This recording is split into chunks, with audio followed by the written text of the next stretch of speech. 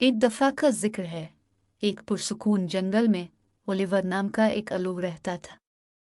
Oliver अपनी बड़ी गोल आंखों के लिए जाना जाता था, जो चांद की रोशनी में चमकती थी।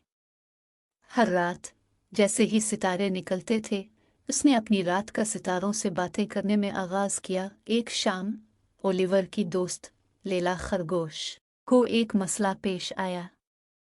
वो अपने बिल की तरफ वापसी का रास्ता खो चुकी थी। उसने ओलिवर से मदद मांगी, लेकिन वो सितारों की तारीफ करने में इतना मसरूफ था कि वो गौर से लेला की बात ना सुन सका।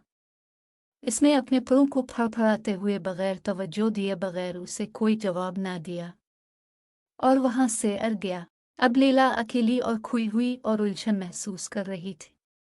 इसने ओलिवर की हिदायत की पैरवी की, लेकिन ओलिवर ने इसको जंगल में अकेला कर दिया।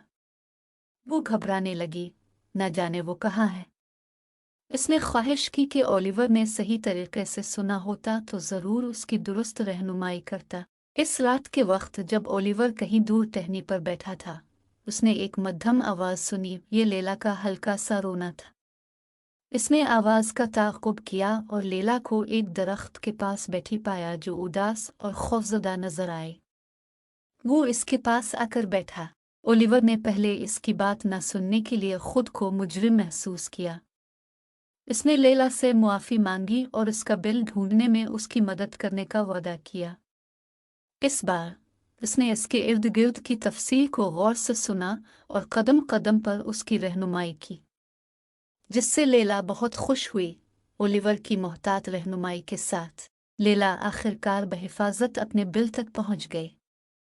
उसने गिले मिलकर ओलिवर का शुक्रिया अदा किया और ओलिवर को सुनने की अहमियत का एहसास हुआ। वो समझता था कि सुनना सिर्फ अल्फाज सुनने का नाम नहीं है, यह तवज्जो देने और किसी के जज्बात और ज़रूरियात को समझने के बारे में था। इस रात से ओलिवर अलू न सिर्फ अपनी चमकती हुई आंखों के लिए बल्कि अपने कानों की तवज्जो के लिए भी जाना जाता था। इसने सीखा कि एक अच्छा दोस्त होने का मतलब अपने दिल से सुनना और दूसरों की मदद करना है जब उन्हें इसकी सबसे ज़्यादा ज़रूरत हो। और इस तरह हर रात जब ओलिवर रात के वक्त जागता, फिर ये जंगल की आवाज़ों और अपने दोस्तों की कहानियों को सुनता था और उनकी दुनिया को अपनी नई हिकमत से रोशन जगह बनाता था।